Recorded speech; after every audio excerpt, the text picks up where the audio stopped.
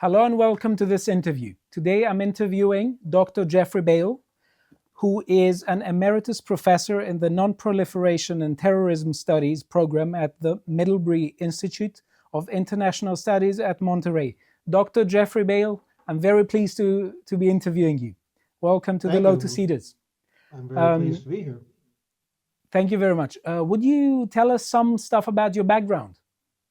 Yes, I'm basically a historian. I received my BA in Middle Eastern Islamic and Central Asian history at the University of Michigan. And then I received my PhD in modern European history at the University of California at Berkeley. So I was trained as a historian. And originally I studied medieval Islamic and Central Asian history. And then at a certain point, I switched over to modern history because I realized I was spending more time studying the world's most difficult languages than I was actually doing history. I studied Arabic and Persian and some Turkish, and in addition to several European languages, so I could read secondary sources. And then I was at the point where I was going to have to learn Mongolian, and then if I wanted to do the eastern part of the steppe, I would have to learn Chinese and Japanese. So I thought to myself, however fascinating it is to study the nomadic tribes in Central Asia, I didn't want to spend another 10 years just studying difficult languages and not getting around to doing history. And then, of course, ultimately you start thinking, well, if you're really studying things that seem to have so little relevance to the present, that maybe you want to do something, shift to a more modern era of history, so that the things you're studying have more contemporary salience or more contemporary relevance. Of course, it turns out that studying medieval Islamic history has a tremendous amount of contemporary relevance and salience, given the rise of Islamism and the threat of jihadist terrorism. But anyway, I shifted to modern European history, and then I've always been interested in unusual topics, and so my focus has really been on political and religious extremism of various kinds.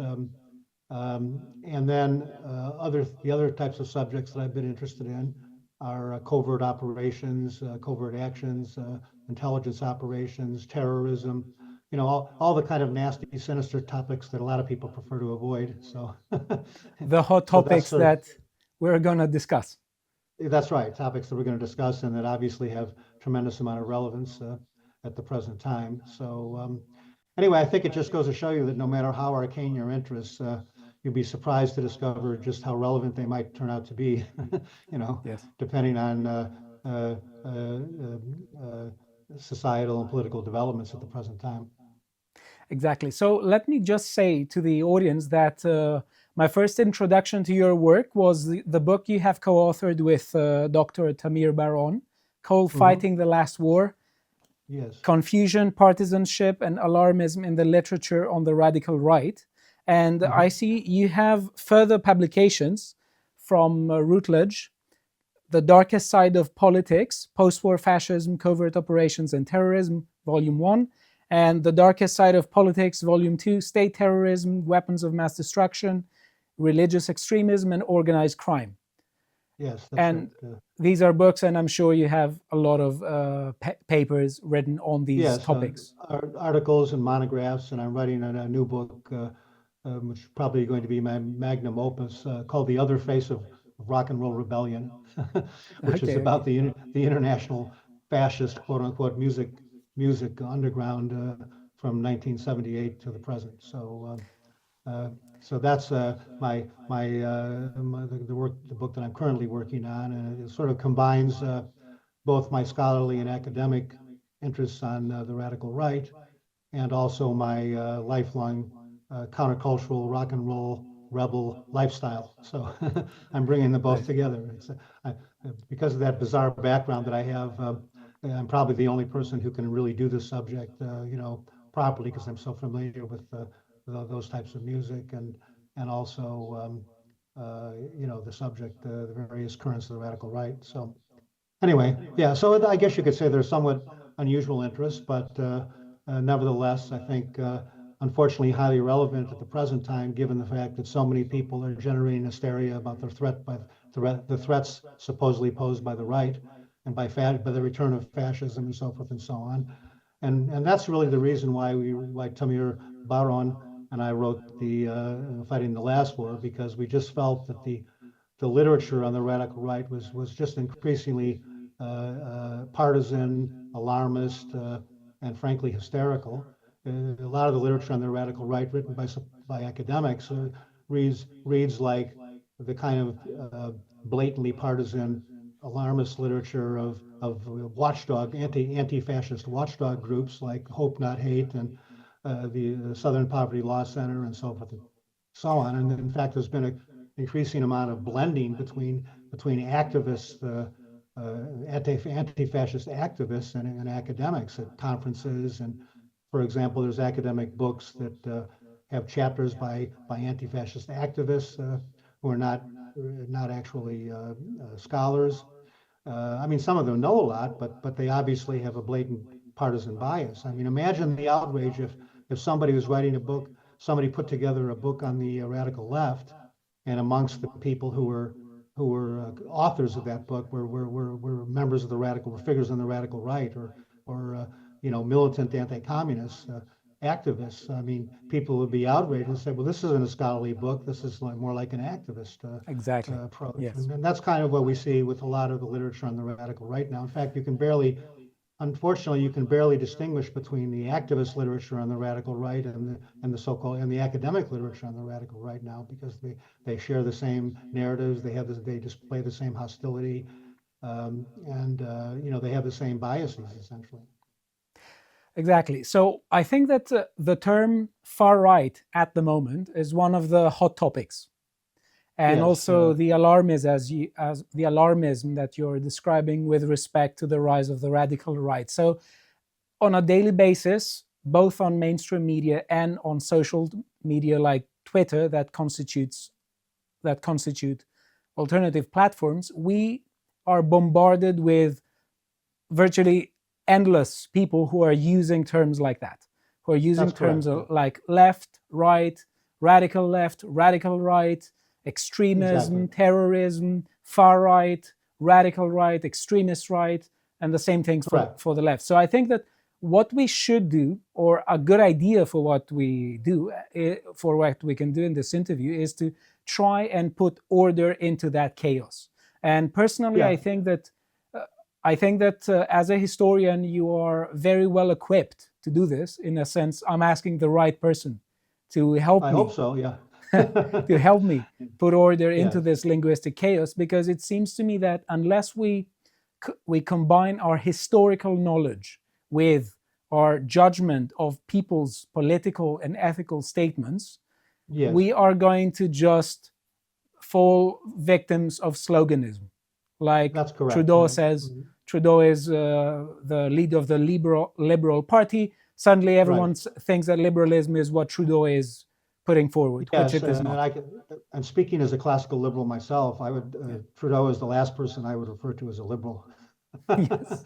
There we're talking about somebody who's an illiberal progressive, quote unquote. And whenever I use the term progressive, I always put it in quotation marks, because in my opinion, there's really nothing progressive about progressivism. Exactly. But that's a whole other subject. But yeah, getting back to your point about the far right and the terms, and people toss around these terms, far right, extreme right, radical right, without really being very specific. And even frankly, even amongst academic experts, there's no consensus on what the terms far right and extreme right and radical right mean. And so that's one of the biggest problems. I mean, if the experts can't even agree on how to precisely define and delimit these terms, then it's not surprising that activist types and other people who are less informed are going to be misusing and abusing those terms, and that's precisely what we see, as with the term fascism and so forth and so on. So maybe the best way to begin is to try to talk about the four main the way in terms of our categorization scheme, the four main elements of the right. And of course, I mean, we can talk about the ideas associated with the left and the right at the time when those terms were first introduced in the late 18th century. If you want to get into the weeds of that. or we can talk, clearly if you're, let's just say in the most general sense that that the ideas associated with the left are emerged from the European intellectual movement known as the Enlightenment, and then that movement, promoted certain core ideas, and so that originally the term left again referred to people who supported Enlightenment ideas and supported at least certain phases of the French Revolution, and as I said, who sat on the left side of the French Assembly, the States General, and then the National Assembly. And then the term right was applied to defenders of the Ancien Regime, people who were opposed to various Enlightenment ideas and who were opposed to the French Revolution. So that's really where the terms left and right first used in a political sense. Of course, since then, the terms the left and the right have evolved or devolved depending on your perspective. They've changed over time. Ideas associated with the left and the right have changed over time. The problem, of course, is that some of the way that the left evolved in a direction that I think the Enlightenment intellectuals would have found appalling. So, for example, when you actually identify the ideas associated with the Enlightenment, they can be used to support, on the one hand, the most radical forms of individualism, because one of the core ideas of the Enlightenment, along with rationalism, the idea that humans are basically good, optimism regarding human progress, was egalitarianism. Of course, the term egalitarianism can mean many different things. It can mean equality before the law, it can mean equality before God, it can mean equality of opportunity, it can mean equality of results, and so forth and so on. But in the Enlightenment sense, the term referred to the idea, which was really probably the most radical idea in the history of political thought, that all individuals have certain intrinsic natural rights that cannot be abridged. So this is the kind of idea which is the basis for modern ideas of individual rights and individual freedom. And again, it's the most radical idea in the history of political thought, because all traditional societies didn't have a concept that the individual had rights separate from the community. And whatever rights the individual was thought to have, if they were never articulated, were always considered to be subordinated to the interests of the community. So the idea that individuals have certain rights that can't be abridged is really the most radical idea in the history of political thought. And it really kind of undermines and subverts traditional societies for that very reason. But anyway, so on the one hand, you can have that kind of idea that emerges from Enlightenment thinking. And then on the other hand, you can have people misinterpreting the ideas of Rousseau about the general will and so forth and so on, where you end up with the most extreme forms of collectivism in the form of communism or collectivist anarchism. So in other words, ideas that are associated with both the left and the right, you develop in different ways over time, and they oftentimes develop in ways that are completely incompatible with each other. So you can really see, for example, that the idea of the emphasis on individual freedom on the one hand, and the emphasis on collectivism on the other, of the communist type, are completely antithetical to one another, and yet both can be said to derive from some of the core Enlightenment ideas, and so that's one of the issues. Now, so the first point I want to make here is that the political spectrum, the left-right political spectrum, is kind of an overly simplistic spectrum, because it suggests that people who have left-wing ideas, quote unquote, are on the far pole of the spectrum from people who have right-wing ideas. That there's no areas where they can join or intermingle and so forth and so on. And I think that's really not only an overly linear way to look at it, but a very simplistic way to look at it. I think the more accurate political depictions of the political spectrum, if you will, are like more in the form of a circle. Whereas on the top of a circle, you have like the most totalitarian versions of the left and the right. Like on the left side, you'd have communism be right adjacent to fascism, the most totalitarian version on the right side. And on the bottom of that circle, you'd have the most the ideas on the left and the right that were the most that emphasized individual freedom the most. So you would have like classical liberalism and individualist anarchism on the left side, and then on the right side you'd have libertarianism. So there you can see this. So there the left and right are right next to each other. The totalitarian left and the totalitarian right are adjacent to each other. They have much more in common with each other than they have with other elements of the left and the right. And similarly, the anti-authoritarian elements of the left and right are close to each other, and they have much more in common with each other than the more authoritarian and collectivist elements of their respective views. Mm-hmm. So let me just summarize and tell me if I'm summarizing incorrectly your point. You would say that the initial distinction between left and right originates from the French Parliament after the French Revolution, where the left described those who sat on the left side of the parliament, and the right those who sat on the right side. And the left was generally speaking pro-French Revolution, especially in its most radical forms, and the right was a supporter of the old establishment. Now, although two questions. Actually, it really began a little bit earlier than that. I mean, because there were people who sat on the left side of the spectrum who supported the left side of the assembly, who supported the early phases of the French Revolution, but then they were shocked and horrified by the later phases of the French, the Jacobin terror, and so forth and so on. So so it really began earlier than the French Revolution, and then continued through the revolution, the seating arrangements there. Mm-hmm. Exactly. So I have a question here about the Enlightenment, because it seems to me that a lot of the times people are talking about the Enlightenment as if it was one movement, whereas it's an umbrella term of plenty of movements. So for instance, the Scottish Enlightenment having Hume, Adam Smith, and Douglas Stewart, Adam Ferguson, they don't seem to me to resemble ideas of the left in any sense.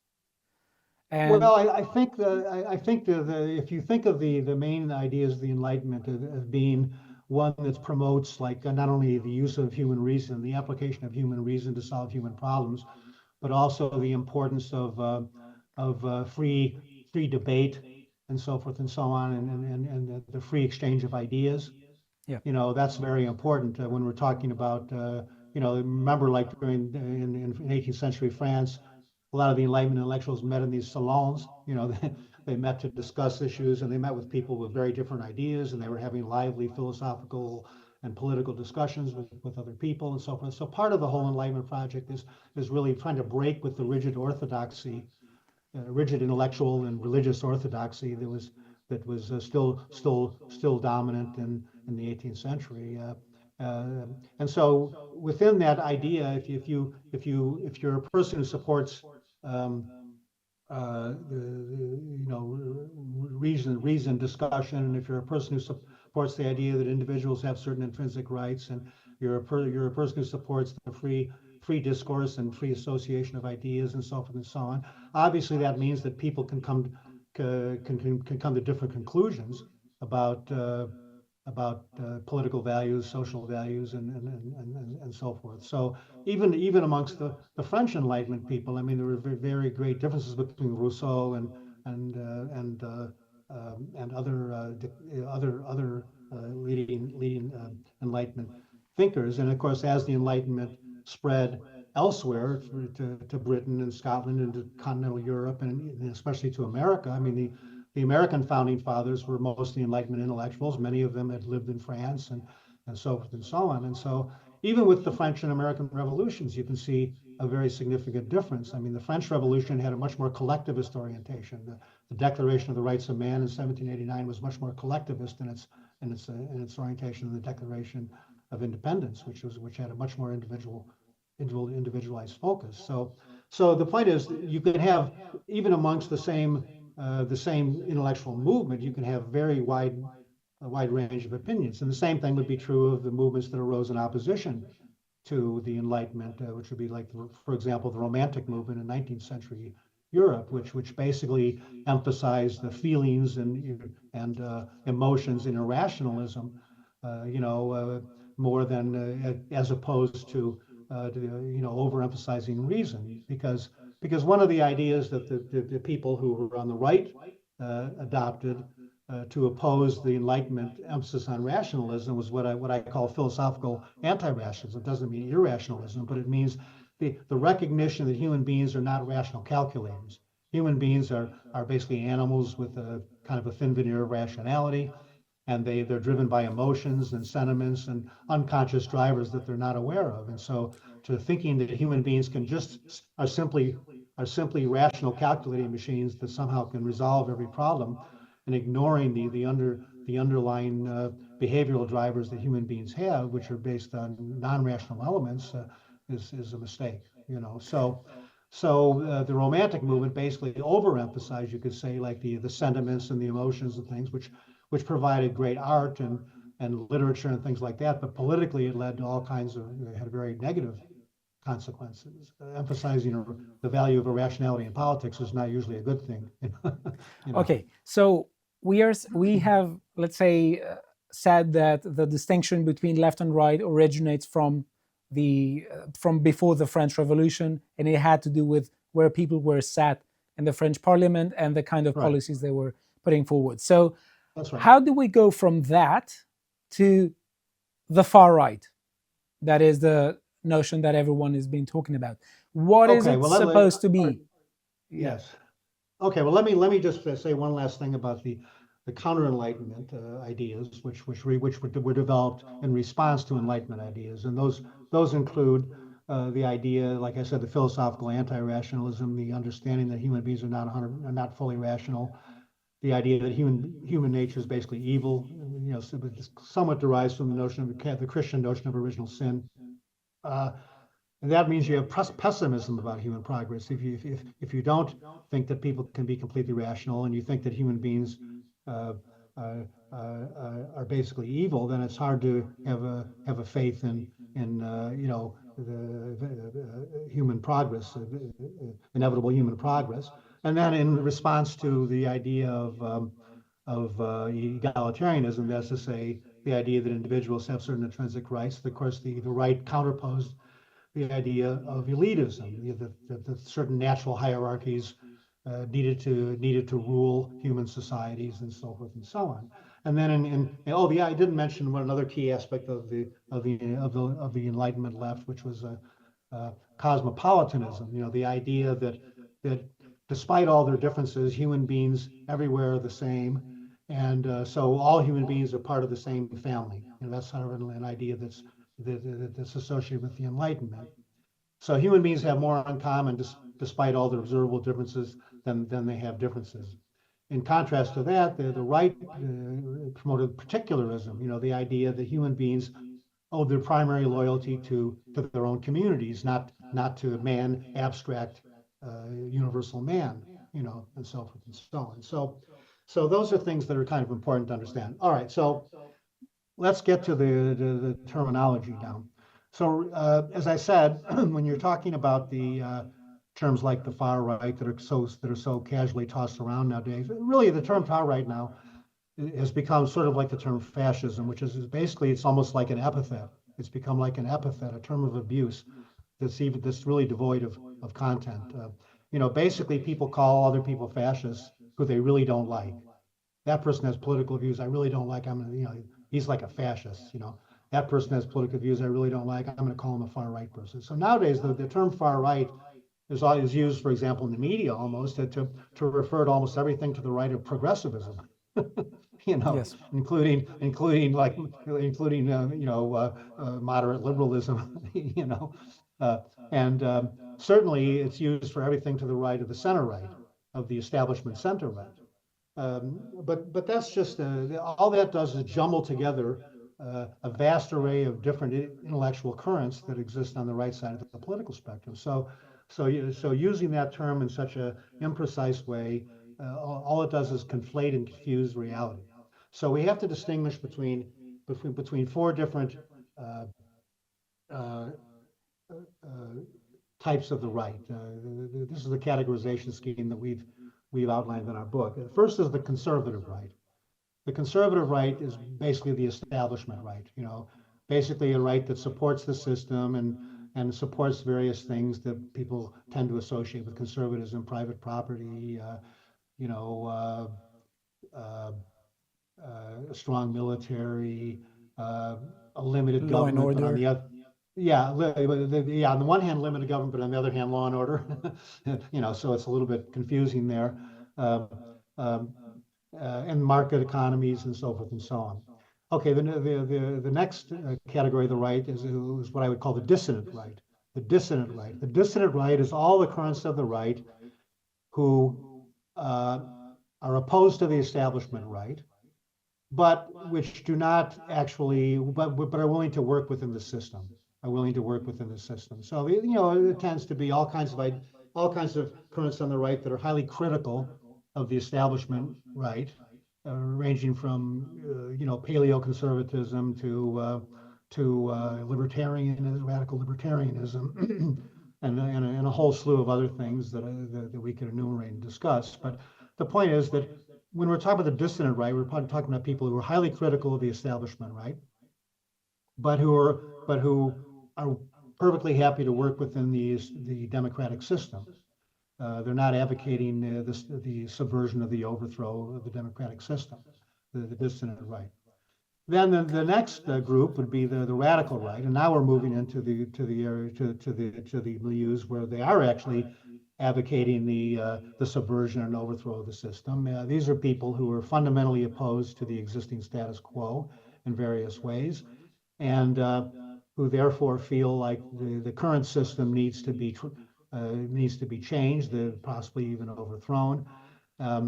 And here we're really talking about radical nationalists, Catholic ultra traditionalists, certain kinds of religious fundamentalists, in Europe, royalist extremists, people who do not like bourgeois democracy, and or people who are opposed to the baleful influence of big capital, various other things, and people who are willing, therefore, to challenge the validity of the democratic system. And generally that means proposing, to establish a more authoritarian political system that they can use to promote their agendas and mobilize people in support of social solidarity and whatever. But the radical right is, you could say that the radical right is, despite its anti-regime and anti-establishment thrust, is reactionary. It's reactionary in the sense that it wants to try to restore something that a presumed past golden age. It wants to restore aspects of a presumed past golden age. And so that, again, it's backward looking in certain respects, even though it's willing to adopt modern methods of propaganda and agitation and subversion and possibly resort to violence. So that was what we meant by the radical right. So now we're talking about the anti-establishment right, the right that's not willing to work within the system. And then the last category is the revolutionary right. And the revolutionary right is like the radical right in the sense that it rejects the current system and wants to transform it. But the revolutionary right is even more, as the name implies, the revolutionary right wants to fundamentally transform the system. So it wants to mobilize the masses in an attempt to overthrow the system and really change the entire social and political structure, create a new revolutionary regime. So that's what we're talking about with the revolutionary. And what kind of movements would fall into the category of the revolutionary right? Fascism. Fascism would be a revolutionary right movement, and so would Islamism. We'll talk later about Islamism. But I have some. Sorry, yeah, go ahead. Finish your sentence. Go ahead. No. So I have some questions, particularly about the distinction between the dissident right and the radical right that you mentioned. So yes, you are saying essentially that there are four categories in the right, as you and Dr. Tamir Baron are writing in your book, Fighting the Last War. So we have establishment conservatives, then we have dissident right, radical right, and then revolutionary right. So when it comes to the dissident right, you said that they are highly critical of the establishment right, which would suggest that they do call for a change. They do, but their problem with the establishment right is that it, if you think about the conservative right, I mean, supposedly the definition of conservative implies something about conserving something. Yes. The idea is that you want to conserve. Well, let me just explain what I think conservatism is, and maybe that'll help clarify what we're talking about. I mean, I would actually say that conservatism is more of like a kind of disposition, almost like a psychological disposition than an actual doctrine per se. I mean, basically, a conservative is not somebody who's opposed to all change, but somebody who believes that whatever change, social and political changes occur should be gradual rather Yeah. than sudden. And that's one thing. The second idea that one could associate with conservatism is that they believe that the positive elements of the past should be preserved in this process of change. In other words, it's not throwing out the baby with the bathwater. Let's not reject everything. Let's not overturn everything. We want, as society is changing, we want to preserve the positive elements in this process of gradual change. So you could call, for example, the Soviet Politburo under Brezhnev conservative, because they weren't promoting revolutionary change. They were part of the nomenclature. They were part of the system that was in a privileged position, and they wanted to preserve their position within this system, and so forth and so on. So, so that's what I mean when I talk about conservatism in general. The conservative right is what we've already talked about. Now, one of the main things that the dissident right believes, all the different currents of the dissident right believes, is that the establishment conservative right has failed to conserve anything of value, that it keeps it is incapable of resisting the push by the left to transform things, to make progress, to move toward progress. And therefore, they feel that the conservative right has been corrupted and co-opted by its privileged position within the establishment, to the point that it no longer is willing to really take a stand and oppose what they consider to be dangerous trends pushed by the left. So the dissident right, all the different guys, you're talking about race realists, you're talking about immigration patriots, you're talking about like I said, radical libertarians, paleoconservatives, neo-reactionaries. There's a whole group of dissident right ideologies that one can enumerate, but the main thing that they all share, they don't agree with each other. All those different components of the dissident right disagree with each other profoundly. But the one thing that they agree with is that the conservative right is part of the establishment, has been corrupted and co-opted, and is not conserving anything of value anymore. Okay, so when it comes to the radical right that you think is distinct from the far right, which you identify. Well, no, I'm not. No. I don't use the term far right at all. In fact, I would say that what I call the radical right is the same thing as you could use the far right and the extreme right as a synonym for the radical right. Okay. I don't think there's the people who tried to distinguish between the far right and the radical right and the extreme right, to me, those distinctions don't seem to me to be spurious. So from my point of view, I prefer the term radical right, but I think it basically means the same thing as the far right and the extreme right. Okay, so I think in your book you draw a distinction between extremism of ends and extremism of means. Would you say that this distinction is pertinent to the distinction between the radical right on the one hand and the revolutionary right? In that the radical is a bit more theoretical, whereas the others try to put it to action. No, I wouldn't say that. I would say that in both cases we're talking about an extremism of goals. And in both cases, we could be talking about an extremism of means, in the sense that both might very well cross the threshold of violence and carry out violent actions against the system or against their enemies, their perceived enemies in society. So I think that both the radical right and the revolutionary right would certainly have extremist goals and also be willing to use extremist means. So the real difference is that the radical right is trying to restore something that they think existed in the past that has been lost. So they want to restore national greatness, for example. They want to restore like some kind of religiocentric society, or they want to bring the kings back. They want to bring the royalty back, or something like that, right? So, okay, I have two questions here. So when you talk about people wanting to restore national greatness. It seems to me that this is something that virtually everyone says so. So that would have to require a particular conception of what it means for the nation to come back. Of course. Because a lot of people would, excuse me? Yes. But so just wanting to make the nation, let's say, improve, doesn't seem to me to be particularly radical in itself. No, some forms no, of it, I would maybe, agree with but you. okay, yeah. I would agree with you that it doesn't necessarily have to refer to some kind of authoritarian or illiberal nationalism. But when we're talking about the radical right, it does. Yes. And I think that's the point. When we're talking about the radical right, the kind of nationalism they envision is an illiberal nationalism, and it's an authoritarian kind of nationalism. Whereas other people might be talking about restoring national greatness, but not necessarily having those illiberal and authoritarian dimensions to it, something along that line, I would say. Right. So let's go to the other term of abuse, fascism.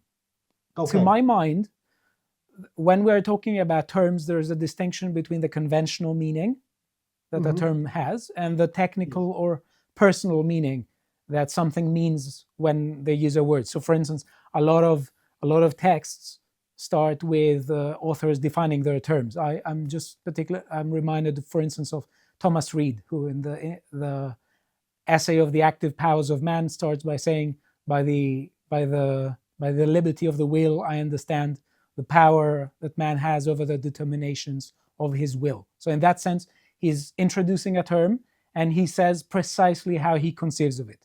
We could say that this is the personal meaning. And then we also have the conventional meaning, which is the meaning most people associate with a word.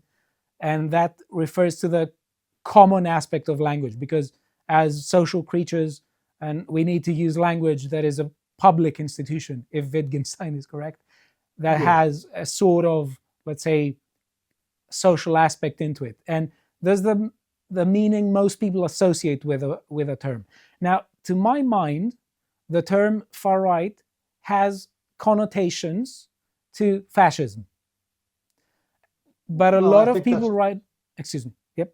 I think that's deliberate. In other words, I think that a lot of people who use the term far right as an abuse are trying to associate it with fascism, actually. Okay. They're trying to suggest that anybody that they label far right is akin to fascism or a proto-fascist. That's part of the whole attempt to delegitimize and demonize all elements of the right that the left and the establishment don't like. But that comes when people don't define what they mean by the far right, because they could just use it as a smear. Because, for instance, you gave your classification, and whether people agree with it or not, they can say that, for instance, they can use that classification and judge future statements you may make about whether particular people or movements belong to the radical right or not. But a lot of people, politicians, journalists, activists, they are making statements on a daily basis about the far right, and they do not define it. So I think that, would you say that they do it in order to create maximalist smearing? Yeah, absolutely. No, I think that's precisely the point of it. If the vaguer the use of the term, the vaguer, the more expansive the application of the term can be. And I think, therefore, I mean, essentially, when the term far right essentially refers to any belief system or any movement that the current regnant establishment, which I would call the progressive globalist establishment, and people on the left don't like. Okay. Question now. How big of a threat is it? If we believe mainstream media, it is the major threat in the Western world. We could say that very frequently they react to a lot of killings of people by scaremongering about the far right. So, for instance, last Friday, we had stabbings in Solingen in Germany at a diversity festival from someone who seems to be an Islamist. And the establishment response to that event was to just scaremonger about the far right. That's correct. It seems that every chance they get, the establishment, as people who represent the establishment in the Western world, they're trying to constantly pay their taxes, let's say, intellectually speaking. They constantly think they have to talk about the dangers of the far right. So Correct. they create, if people take their words at face value, they would think that the far right, or the radical right, let's say, is the greatest threat right now in the Western world. What do you That's make correct. of this, and how do we assess threats? All right, well, there's a whole bunch of things that we need to unpack here. Well, first of all, let's talk about the biased coverage of the events, like, for example, the attack in Solingen. There's two issues that are involved here. And after every jihadist terrorist attack, the main concern of the media seems to be, oh my God, what about the far right response to this attack? They're more concerned about the far right response to a jihadist attack than they are about the jihadist attack itself and the threat of Islamism.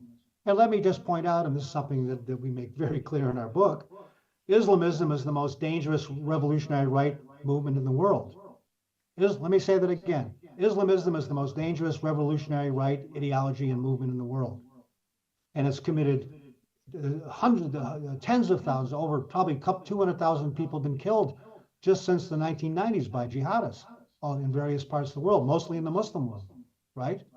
44,000 terrorist attacks or something. People are calculating. I don't know if they're using the correct definition of terrorism, but the point is that the Islamists have carried out an enormous number of mass casualty attacks all over the world and have killed tens and tens of thousands of people.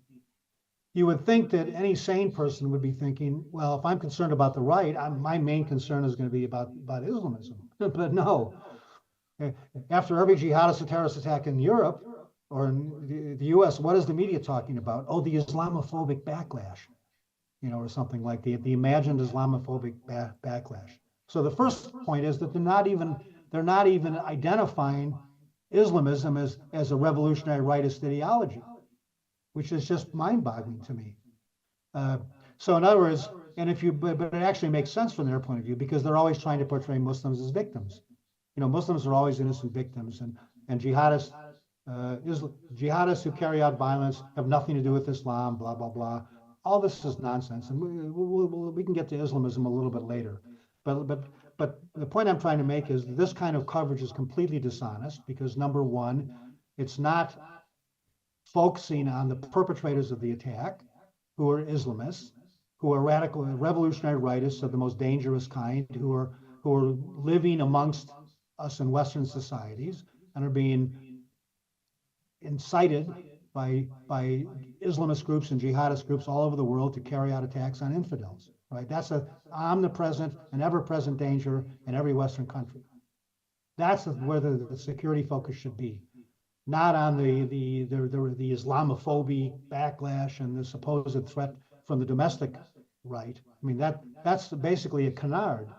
Now, I don't mean that the domestic radical right and the revolutionary right don't constitute a threat, but that threat is consistently exaggerated, whereas the threat posed by Islamism and jihadist terrorism is consistently minimized or ignored. That's the reality. All right, Why would you say does this happen? Okay, sorry.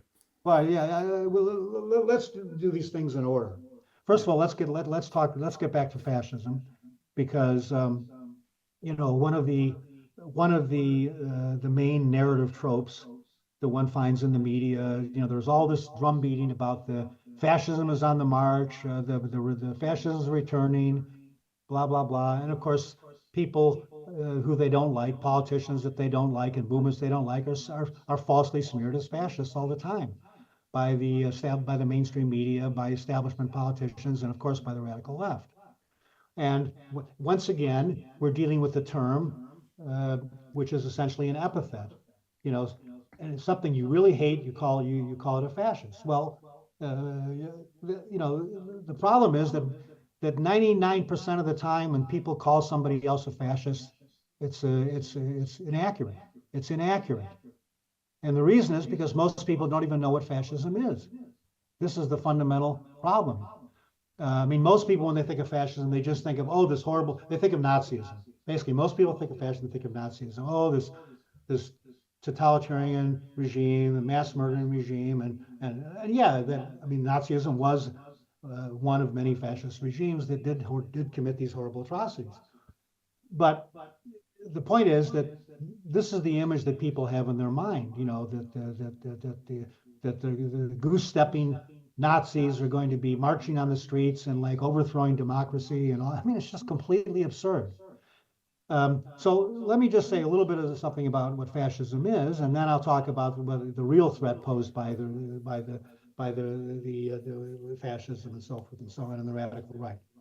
Okay, so again, fascism is another term that even experts don't agree on how to define.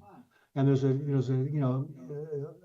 very large number of definitions of fascism that have been generated by people who are specialists.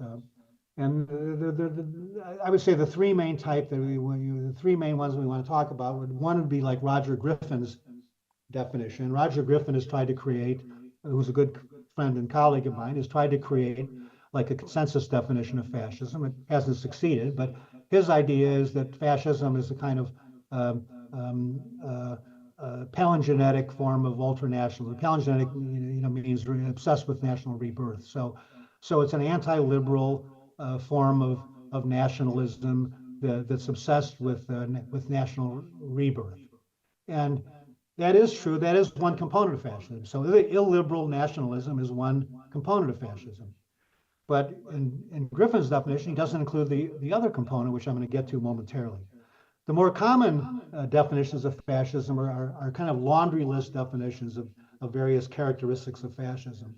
The problem with those laundry list definitions is that they commingle ideological beliefs of fascism with the characteristics of fascist regimes. And so they get all muddled and confused. Let's just be straightforward. That if you really want to understand an ideology, you have to focus on the core beliefs, and you have to focus on it in the movement phase before any of these movements succeed in taking power. Because once a revolutionary movement takes power, then it becomes compromised, and it has to institutionalize itself, and so forth and so on. So to really understand the core of an ideology, you have to go back to the very earliest movement phase of these kinds of movements. So, just with respect to fascist regimes, we can say that fascist regimes are very similar to communist regimes. They're totalitarian regimes that aim to control every aspect of life and transform the consciousness of everybody, and as determined by a party state. So if you look at the literature on totalitarianism in the 1950s, people will recognize these fundamental similarities between fascist and communist regimes, and that's absolutely true. So we don't have to talk about the regime. Let's just stick to the ideology. So the ideology is one part of it, is this illiberal nationalism that, like Griffin emphasized, and the other part, which Zeb Sternhell, who's I think the most insightful scholar on fascism, is that illiberal nationalism is combined with a non-Marxist socialism, a non-Marxist form of socialism. And by the way, Sternhell's conception is in fact supported by many fascist intellectuals. I mean, I've read a lot of literature produced by fascist and neo-fascist intellectuals, and these people are extremely anti-capitalist. The idea that fascism is pro-capitalist, this ridiculous idea that the Marxists are always peddling, is just complete nonsense. The fact is that visceral anti-capitalism is a key aspect of fascism. Now, the kind of socialism that the fascists are promoting obviously is not the same thing as Marxism, because we're not talking about the class warfare and the expropriation of private property or anything like that. What we're talking about is creating like an organic national community in which no groups are allowed to exploit other groups. So you can't have capitalists exploiting workers in a fascist state, because that would disrupt the social solidarity and the unity of this organic community. And therefore, if capitalist enterprises behave in a way that the fascists regard as anti-national, then they're going to be politically disciplined. At the worst case scenario, they'll take all the bosses of these firms out and line them up against the wall and shoot them. I mean, So the difference is that fascism is not promoting like a classless society, but rather an organic community where all the different components of society work together harmoniously, like the organs of a human body. So it's not some kind of leveling classless society. And for that reason, they're perfectly willing to leave the means of production in private hands as long as it's politically subordinated to the interests of the nation, which means as determined by the party, right? So that's the difference. But so there is this kind of non-Marxist kind of socialist idea, the idea that capitalists, the big capitalists, what the fascists call plutocratic capitalists, cannot be allowed to exploit people or damage the interests of the nation. Okay, so one last thing as about, defined by the party. yes, as defined by the ideologues or by the party if they take power. So so when you think about every fascist movement, every genuinely fascist movement, and by the way, this constellation of elements from the left and the right first came together in France in the early 20th century. But when you think about every fascist movement, every fascist movement has a left wing and a right wing, and that's because they appeal to different kinds of people. Certain elements within the fascist who join fascist movements are primarily find the nationalist elements of fascist ideology the most appealing, and other people who join fascist movements find the social revolutionary and anti-capitalist elements the most. That's what they approve of the most. So in every group, including Nazism, there's a left wing and a right wing within the fascist movements, and those factions are struggling for dominance. As it happens because of the conditions of interwar Europe, the political conditions, the right-wing elements within those fascist movements tended to come to the fore and ultimately outmaneuver the left-wing elements and oftentimes purge them and massacre them, as in the case with the SA was massacred by the SS and so forth and so on. The Strasser brothers were exiled and by Hitler.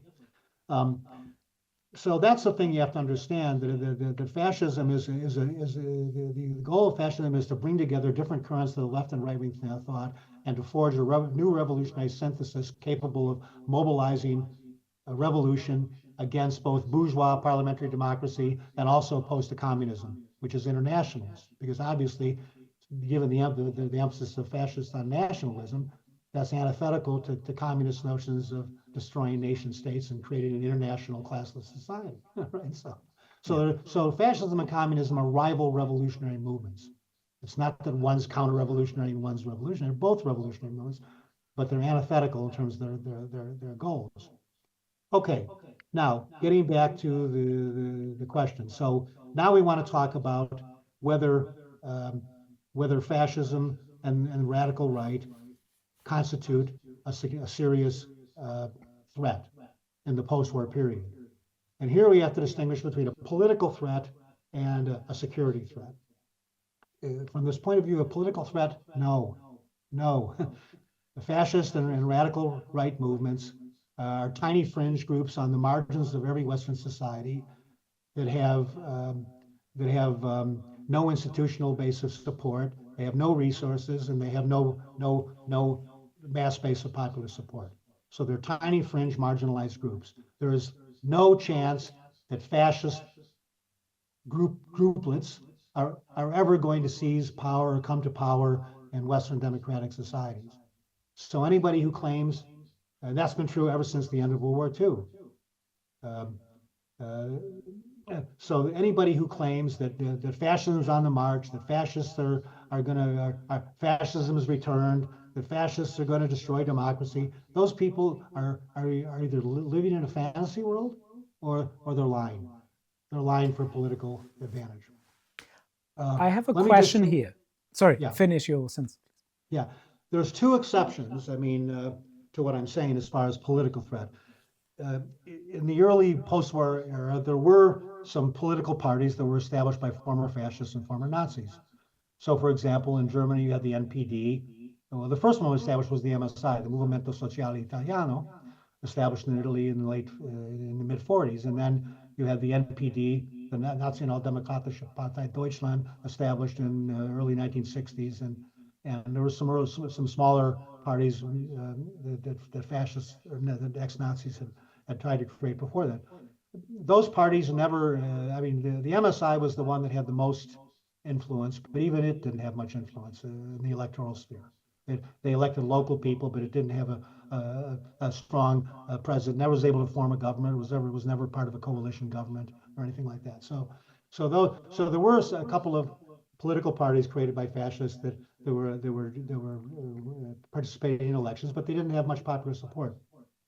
The much more dangerous group, the much more dangerous exception, is that during the Cold War, and this especially in Italy, but also in the Iberian Peninsula and in Belgium and in parts of Latin America, radical right paramilitary groups, including neo-fascist groups, were infiltrated and manipulated by factions of the Secret Service, by the Secret Services in various.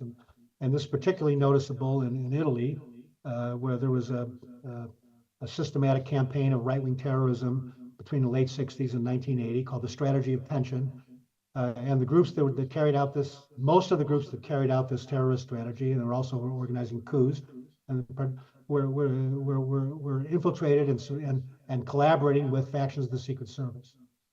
They had different motivations for supporting these groups, but this is all well documented. And in the first volume of my book on the darkest sides of politics, there's whole chapters devoted to this subject, and there's a huge literature in Italian on it. So this is not anything fantasy. There's been judicial case after judicial investigation about these terrorist attacks and about the links between various groups and other groups outside of Italy and so the only reason I mention this is the only time that these neo-fascist groups had any political impact was precisely when they were working together with factions of the Secret Services. Because the Secret Service then gave them cover, they were able to get away with carrying out actions without being arrested and prosecuted and so forth and so on. And so they created a climate of instability, which people within the establishment in various countries tried to exploit in order to reinforce their own power and to keep the communists from winning elections in Italy and so on. But apart from those exceptions, if you think about the entire history of the West since the end of World War II, there's never been a threat posed by tiny fringe groups of fascists, ever. Okay, now let's get to the question of whether there's a security threat. Well, yes, whenever you're dealing with extremist groups, even small, unpopular fringe groups, there's always a security threat in the sense that radicalized individuals or small cells of people can organize violent attacks against their opponents. And certainly, when you're talking about the radical right and the revolutionary right, those fringe elements in Western societies, they have the capability of carrying out acts of violence and terrorism. I mean, most of those attacks, and again, I'm excluding the ones that were coordinated and organized in part with the help of the Secret Services. Most of the violent attacks that have been carried out by domestic radical rightists have been relatively simple and unsophisticated.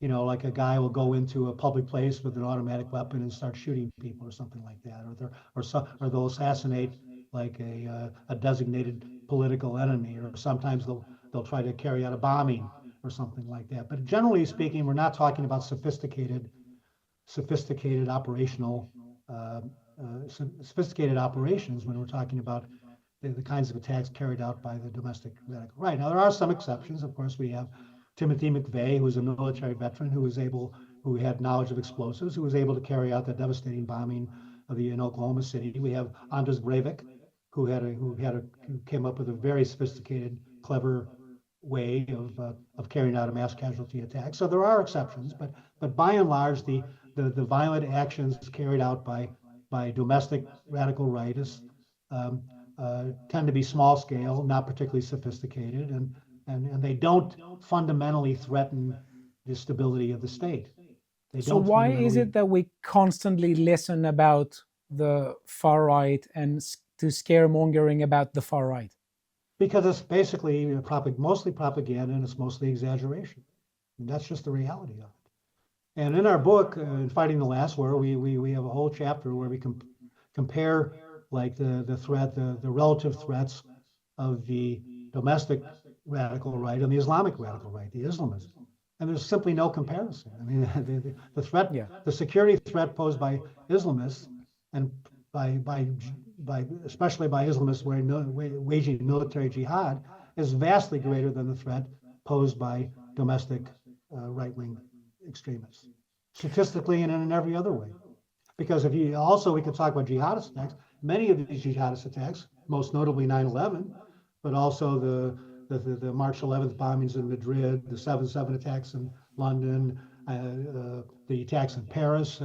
I mean, many of these jihad, especially, and as well as many other parts of the world, many of these attacks carried out by veteran, battle-hardened, operationally sophisticated jihadist groups have been quite elaborate, well-planned, and sophisticated operations. Much Why more on a would much higher scale than anything that the domestic radical right has carried out. so why would people who are supporting the establishment not highlight this danger? Well, there's a whole series of reasons. First of all, why are they highlighting the danger of the domestic radical right? Because it serves their political interests. It serves their political interest to whip up hysteria and alarmism about the threat supposedly posed by fascists and the far right, which and then because they use the terms fascism and the far right so indiscriminately, it basically applies to anybody that they don't any opponents that they don't like, that they're trying to create like this fear amongst the population to justify to make it easier for the state to carry out authoritarian acts of repression and censorship against their domestic opponents. So that's why they're exaggerating the threat of the domestic radical right.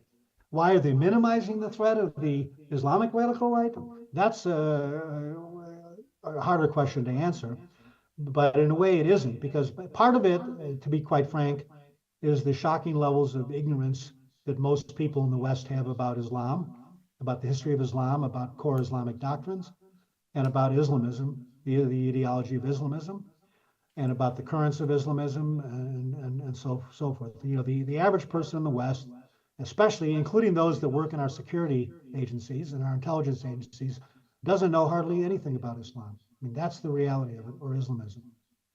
And one reason is you can sort of explain it from a historical point of view, because remember that the great expansion of the national security state in the United States and in other Western countries occurred during the Cold War, when Soviet Union and the Warsaw Pact and Communist China were the main strategic enemies of the West. And therefore, most of the people who were recruited into security and intelligence agencies, to the extent that they had academic training, were trained in Russian studies or Chinese studies or those kinds of issues, and that was appropriate. The problem is, after the Cold War ended, you still have all these people who have high-level analytical positions in Western governments, and their areas of expertise are Eastern Europe, Russia, Eurasia, East Asia, maybe Latin America, where there's communist guerrilla movements in Latin America. Very few of them had any expertise about the Middle East or the Islamic world, and that became really painfully evident in the wake of the 9/11 attacks. First of all, the 9/11 attacks should never have happened, because it was obvious to anybody who was paying attention to what the Islamist groups were saying, to what Al Qaeda and other jihadist groups were saying, that they had been talking about carrying out a major attack on U.S. soil for years. And they had planned several operations to hijack planes and to blow them up in the midair and all this kind of stuff. They had escalated attacks on American and other Western countries' facilities in various parts of the Islamic world. And they were constantly talking within their own chat sites and in their own statements, ideological statements, their own pronouncements about attacking the great Satan, the U.S. and its allies. And so I taught a class at University of California, Irvine in 1999 and 2000. I taught for a year there, and I taught courses on terrorism, and one of them was dealing with Islamism. And I was warning everybody, look, these people are going to carry out an attack on American soil. It's just a question of time. And a lot of people thought that I was being overly alarmist. Well, they can't really, either they didn't really mean it, or they can't really, they don't have the capabilities doing it. And I said, first of all, you have to understand when you're talking about extremists, ideological extremists are true believers. They're true believers. When they express views about something, you should always take what they say seriously. Always take what extremists say seriously. And if they're directly threatening to carry out attacks, you better take that seriously. Um, and whether they have the capabilities, well, clearly they ended up having much greater capabilities than anybody anticipated. I mean, the 9/11 operation, the most sophisticated and spectacular terrorist attack in the history of the world. I mean, but the point is that there were a lot of people in the Western intelligence and security agencies who really didn't understand the severity of the threat. Okay, question here, because this is something that the audience is going to think about. What you're saying about the expansion of the national security state during the Cold War seems to me to explain the kind of downplaying of the Islamist threat up until 9/11. But it seems to me that post 9/11, or at least not necessarily the immediate years afterwards, but it seems to me that right now there is yet again another effort to downplay, Correct. to downsize the threat that you also talk about in the book. So what is it that happened after 9/11? What happened, and why do you think that there are people who are carrying on downplaying the threat of Islamism in the US? Okay, well, there's a number of reasons for this, and in fact, I talk about it in several chapters of the book, The Darkest Sides of Politics, the second volume. I talk about precisely these issues. First of all, you have to understand that in the West, even after 9/11, there were a lot of people who didn't really understand the real motivations of the Islamists. A lot of people, especially on the left, and people in the establishment, said, well, the only reason they attacked us was because of they didn't like our foreign policy. Yeah, and of course they didn't like our foreign policy, but that's not the reason they were attacking us. I mean, all you have to do is read what the Islamists themselves say about what their motivations are, which completely refute these kinds of naive ideas that they were only attacking us because they didn't like our foreign policy. Okay. So there were a lot of people who thought not only that it was a response to Western foreign policy, but that we somehow deserved it. Somehow we deserved to be attacked because of the ham-fisted way that we've intervened in the affairs of other countries. So even after 9/11, there were a lot of people who were trying to who were mischaracterizing the motives of the Islamists and trying to almost make it seem like it was the fault of the West that and this has to do with the regnant ideas in academia, where there's been a long march through the sentiment. Yeah, the anti-Western ideas permeate the entire Western educational system. There was a long march of new leftists through the institutions in the 70s and on. And there's been institutional capture of the educational system in the West. And so a lot of ideas there's a lot of anti-Western ideas that students are indoctrinated to believe.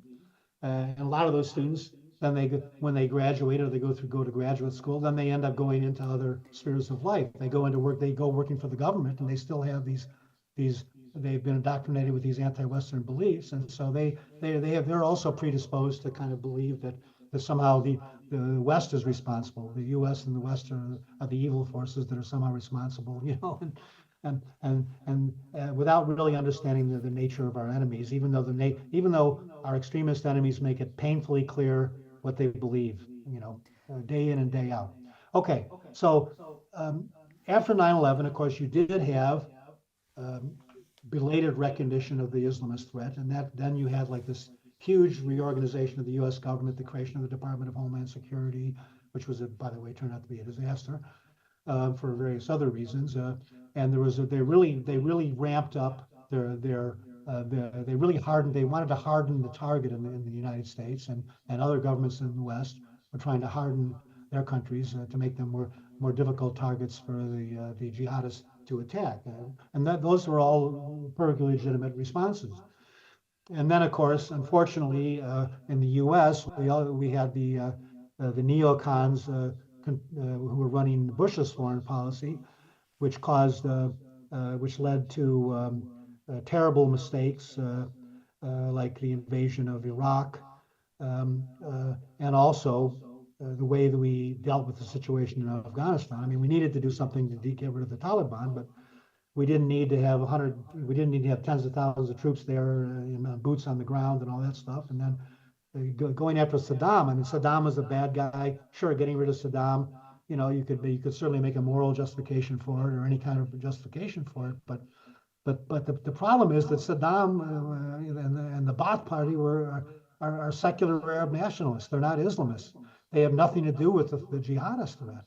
And the neocons were trying to conflate the threat posed by Saddam with the jihadist threat by claiming that the Iraqi regime was secretly working with Al Qaeda and all this kind of nonsense, and then claiming that they had weapons of mass destruction. They were using all these pretexts to justify this invasion of Iraq, which they wanted to carry out anyway. So they wasted all this resources in this bumbling invasion, and then the policies they adopted, de-Baathification, which is complete catastrophe. Which led, the result of this was that we presided over elections that led to Iranian-backed Islamist parties winning the elections in Iraq. I mean, if you tried to screw the situation up in Iraq, you couldn't have done a better job than you did with the Bush administration. So, but that's a whole other issue. Anyway, once Bush was out of office, though, and in part as a reaction against the failure of the aggressive neocon foreign policy in the Middle East, Obama comes into office, and Obama, was much more of a progressive and a person with very naive views about the world. That if we just were nice to other people, they'd be nice to us. We could all just get along. If we apologize for the bad things we did, and we could reach out to the Muslim Brotherhood, we could do all these things. So once Obama took office, there was a fundamental change in the American policies toward the Middle East and even toward the Islamists. The idea was we could partner with quote unquote nonviolent Islamists like the Muslim Brotherhood, against the violent Islamists like Al Qaeda, and it's just completely delusional beliefs. Was there a focus that, for instance, if they killed Osama bin Laden, that was it? It was all just credited to a person rather than to something deeper. That's exactly right. In other words, the point is that Obama and the people in his administration had no understanding of Islamism at all. In fact, they were both Islam apologists and Islamist apologists. This is the problem. Many people in academia, in the media, and in the foreign policy, and even in the security establishments in Western countries are not only Islam apologists, but Islamist apologists. And part of the reason why they are Islam apologists and Islamist apologists is because they don't understand core Islamic doctrines. They don't understand the historical development and trajectory of Islam. They don't understand the core aspects of Islamist ideology. And so they're basically living in a fantasy world. They're living in a fantasy world. That's part of it. So part of it is sheer ignorance about the nature of the enemy. Part of it is political correctness. There's no other way to characterize it. There's this sort of view that the West is like these evil imperialists, and everybody else in the world is like innocent victims of imperialism, and they're oppressed people, and the West has oppressed them, and therefore we should have sympathy for the oppressed people, and even if the oppressed people are trying to carry out mass casualty attacks against us. It's just like this kind of like 12-year-old emotionally overwrought view of the world that so many people in our supposed political elites actually adhere to. It's just, I don't know what else to say. I'm shocked at the degree to which so many people in our security and intelligence agencies seem to be utterly clueless about the nature of Islam and the nature of Islamism. I have a particular example to share with you that I presented a segment on. So there is a appointee of the Biden-Harris administration to the nuclear security wing of the Department of Energy, Her name is Sneha Nair, and Oh she's God, I promoting know. queer I know. theory. Queering of the nuclear Yes, queer theory yes. as necessary and essential for improving the US's national security culture. And she has a document that I read part of it. I had the bad fortune to read a bit of it. And it's, if you read between the lines, it sort of says, if you think that the major threat isn't the far right in the US, then essentially you need to be re-educated or removed from office. Yeah, exactly. Well, let's talk a little bit more about um, uh, the disastrous policies adopted by Obama. And let me just say something. I don't want people to think that, like, that I'm a conservative or a person on the right. I'm not a conservative. I'm actually a classical liberal. I voted for Obama twice. I'm just going to say Okay. that. I mean, now I regret it, but the alternatives were so bad that I felt that, I generally voted Democratic until recently, and then I changed in 2016. But the point I'm trying to make is that um, Obama turned out to be a disaster. I mean, not only was he a foreign policy, was he naive in terms of his foreign policy, but he, in his effort to fundamentally transform America, he egregiously politicized the American government agencies. I mean, he appointed various kinds of people with radical ideas uh, to various federal agencies, and those people, and the result is that the federal bureaucracy is now highly partisan.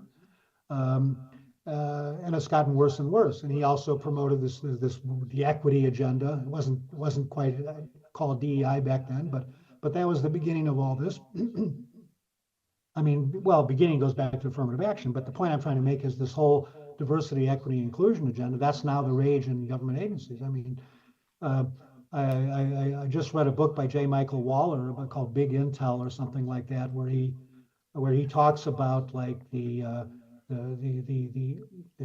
priorities within the U.S. intelligence agencies now is diversity, equity, and inclusion. That's the priority. Yeah. I mean, not merit, not Yeah. not actually protecting American security, but like promoting diversity, equity, and inclusion. I mean, it's just all you. It really shocked me the extent how far the rot has spread here. This is a Yeah. systematic attack on meritocracy and anyway. So this is the world we're living in now. We're living in a world, and look at the British government. I think you can make the same argument that you've got a lot of very partisan people in the British state, the bureaucracy of the British state now, who are pushing progressive globalist policies, are promoting various harmful things like we can talk about mass migration, open borders, all this kind of stuff, um, and these are people who literally do not understand the nature of the threats that the West is facing. So I'm a bit conscious about time, and I think we should move to the last question. Okay. And I will just make a short introduction to it, because to me the answer is a bit obvious, and I'm sure you will think the same. So I come from Greece, and in the 90s, we had some trouble. Our neighbors had some trouble. So there was the breaking down of Yugoslavia. Mm-hmm. And the notion of Balkanization comes from there. So that was a sort of, you could say, in a sense, multi-ethnic or multicultural setting that was just Mm-hmm. unbelievably volatile. It was just, it was a disaster. Absolutely. So what does the misunderstanding of Islamism imply for the European multiculturalist project that seems to me to be advocated primarily by a lot of European leaders, not necessarily Mm-hmm. by European people? What does No, that imply for Europe? I think it's a disaster. But I think we can actually go back and talk about the whole Balkanization thing. I mean, the Balkanization thing goes back centuries. You had the constant invasions and migrations in the Balkan area, and then people would create states, and it would incorporate all kinds of different ethnic and cultural groups within the same state. And then the areas were conquered by the Ottoman Turks, and I mean, so you just have these polyglot communities and states, and the rise of micro-nationalism, and so forth and so on. And by the way, this is something that is common throughout history. Whenever you have large imperial polyglot empires, whenever you have like national borders that include very different ethno-cultural groups that don't necessarily get along and may even have a long historical past of hating each other and fighting each other. I mean, you're basically creating unnecessary divisiveness and strife within your own country. So if you have a situation like we have now, where uh, where Western elites, and only Western elites, by the way, are promoting like mass migration of people from third world countries into the West, I mean, you are essentially repeating the mistakes that the historical mistakes that many other empires have made, and many other uh, regimes have made, many other states have made. You're basically creating a situation that where you're going to have increased divisions, internal divisions. You're going to undermine and weaken national sovereignty. This is going to lead to not only political strife, but it's also going to lead to possible violent conflict between different components of your own national community. And look, the real question is why would it make sense for any Western country? The West has created the world's greatest civilization by any objective measure. Freedom, social mobility, technological development, pluralism. I mean, on virtually any measure you want to use, the West has created arguably the world's greatest civilization. Why would you want to import vast numbers of people from the world's most backwards, dysfunctional, and corrupt parts of the world? People from cultures that have a tribal mentality, people from cultures that have religious views that are completely incompatible with Western values. Why would you want to incorporate huge numbers of people from these regressive cultures without vetting them properly, and then allowing them to come to your country and to providing them with huge amounts of benefits for free, and encouraging them as per multiculturalist ideology to form their own separate communities, essentially, to idealize their own group. The whole toxic identity, it's promoting toxic identity politics. That's really what multiculturalism is. It's promoting toxic identity politics. It's encouraging other groups to promote their own selfish, narrow ethnocultural interests. Everybody except the majority population. The majority population can't promote its own ethnocultural interests, but every other group in the West is encouraged to separate itself and to promote its own interests. I mean, that's a recipe for disaster. It's a recipe for social dissolution. It's a recipe for the collapse of social solidarity. And I think, frankly, this is part of the agenda of the elites in Western countries. Part of the agenda of globalist elites is to basically undermine national sovereignty. They want to create a borderless world. They have this fantasy that they're going to create a borderless world, and that everybody's going to be like a Benetton commercial. Everybody's just going to get along harmoniously and love one another. And I mean, it's delusional. I mean, do you see any possibility that this might change in the future? No, I don't. Century? I mean, here's what I see happening. What we're seeing in the West is a cycle that we've often seen in the past, and that is that the elites who are now in charge of the West have abandoned the values that have made the West great, and they're promoting and institutionalizing policies that are catastrophically harmful, especially to the majority population, the middle class and the working classes of their own countries. And as a result, because they've abandoned the values that made their civilization great, they're creating all kinds of unnecessary problems and harming their own population. The result is there's growing popular dissatisfaction and growing popular resistance the delusions and the fecklessness of their own elites. And as the popular dissatisfaction becomes more acute, then these elites feel more threatened, and then they start behaving in an increasingly authoritarian fashion, using repression and censorship and so forth to try to maintain their power. And so, but as they resort increasingly to authoritarian, undemocratic measures to maintain their power, they lose more and more of their legitimacy.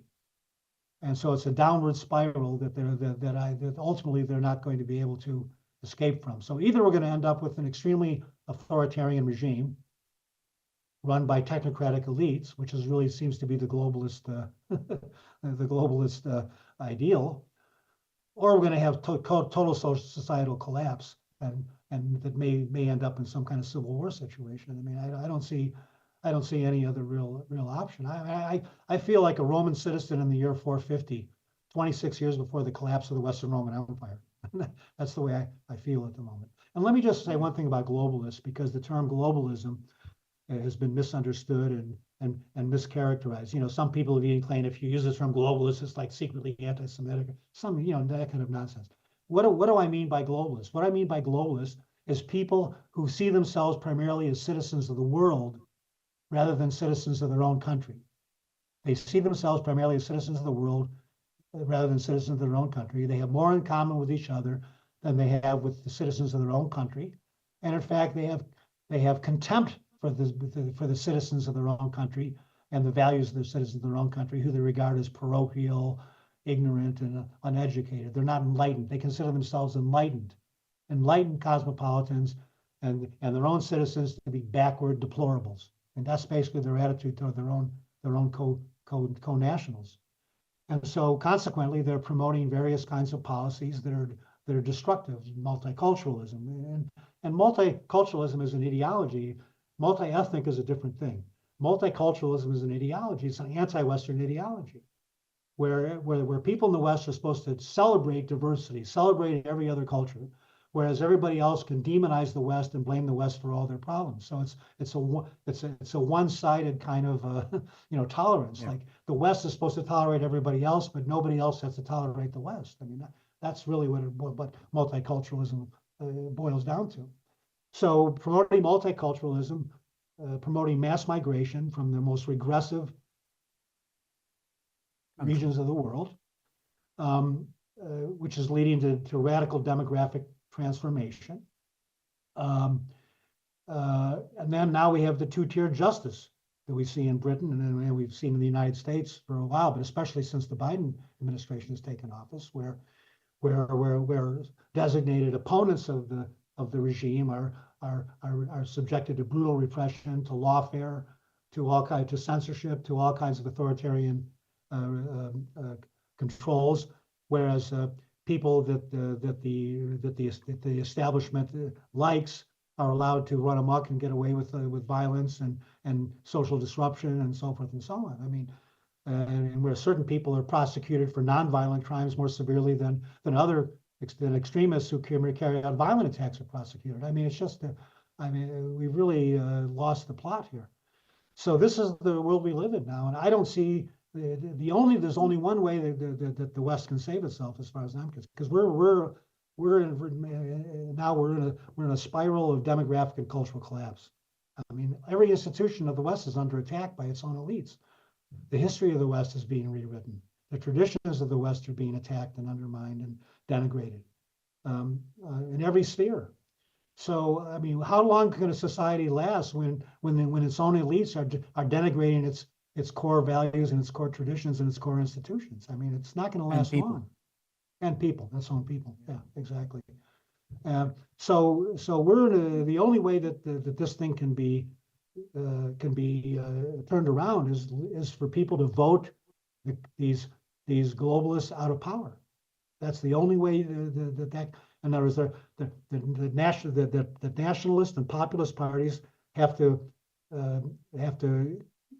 get so much support that when the elections come around, the current regnant elites can be ousted from power. democratically. I mean, that's the only way that the situation can change. But A even lot of then, look how hard it is. I mean, look at the situation in France with the Rassemblement National. They have the party with the largest single number of votes, and yet the entire establishment, joined ranks and prevented them from taking power. They form a cordon sanitaire, to block the ability of anti-establishment movements and parties to come to power. yeah. And I think something that a lot of people think is that parties that claim to be anti-establishment are a bit compromised. That's sadly what is in a lot of people's minds. So, for instance, I'm thinking of Giorgia Meloni. A lot of people had high hopes for her, and they were let down. Absolutely. So, would you say that the only way that this could turn around is, for instance, if Trump gets elected and a lot of anti-globalist, in the sense you defined, parties start gaining support from that? That's the only way in which this could be turned around, and that's exactly what I think. And civil war could be avoided. Let me make another very important point. Patriotism and moderate nationalism are not radical right ideologies, even though the left tries to portray them that. Patriotism and moderate nationalism are centrist beliefs that the majority of citizens in every nation state have. They're common sense beliefs. People who love their country and wanted to improve. I mean, those are just common sense beliefs that the majority of citizens in every country accept, including every Western democratic country. Yet these kinds of ideas like patriotism and even moderate nationalism are smeared now as being far right and so on and so on. I mean, this is the kind of propagandistic climate that we live in now. And look, let's face it, the mainstream media is nothing more than a propaganda mechanism, a propaganda organ of the progressive globalist establishment, which now includes not only progressives but the corporate establishment. The corporate establishment is another problem, but the corporate establishment there used to be two components of the global establishment: the progressive and the corporate. Now they're basically merging together. They're jumbled together. You can't even distinguish between two different elements within the globalist elites that have different agendas, even if they're promoting the same policy for different reasons. Now they're increasingly promoting those policies for the same reasons. So that's what I see. I see that either unless these elites can be voted out of office democratically, which I think is going to be a very difficult thing, I think that we're going to either end up with an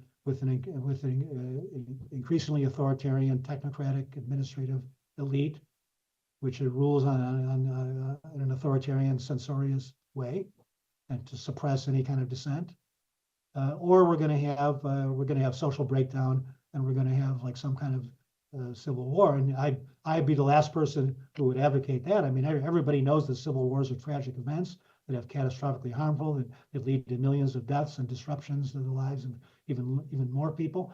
I mean, nobody in their right mind would promote civil wars or this kind of social breakdowns or violent conflict between different components within the national community. No sane person would promote those things because they lead to disaster for everybody. But unless people who are running Western countries wake up and take their heads out of their asses, I mean, I really feel like we're on a downward trajectory, and I don't really see any way to block it. I mean, I wish I could be more optimistic, But one thing that studying history does, it turns you into a bit of a cynic and a pessimist, because you see human beings making the same mistakes over and over and over again and never learning from their mistakes. Those who don't learn from history are condemned to repeat their mistakes. I mean, that's it's an old saw, but there's a certain amount of validity to it. And I just feel like we live in a world where elites live in a fantasy world. The elites live in this little insular bubble where they just talk to each other, and they can not only don't listen to what their constituents say, but they don't want to hear what their constituents say. They have contempt for their own citizens. And I mean, when you have elites that are that out of touch with their own with their own people, I mean, that's a recipe for disaster. No matter what happens, it's nothing good can come of that. Right. On that note, I want to thank you very much for joining us and for this interview. You're welcome. You're welcome. To the audience, I hope you enjoyed it, and see you soon.